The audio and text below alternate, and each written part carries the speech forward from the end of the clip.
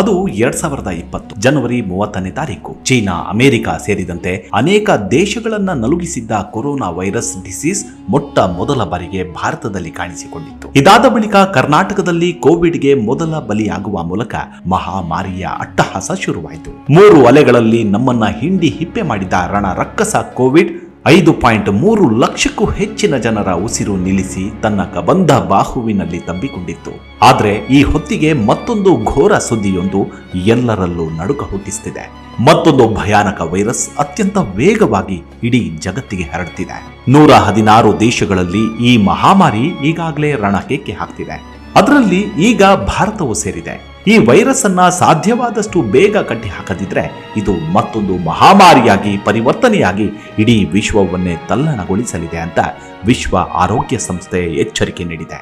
ಅಷ್ಟಕ್ಕೂ ಈ ಮಹಾಮಾರಿ ವೈರಸ್ನ ಹೆಸರು ಮಂಕಿ ಪಾಕ್ಸ್.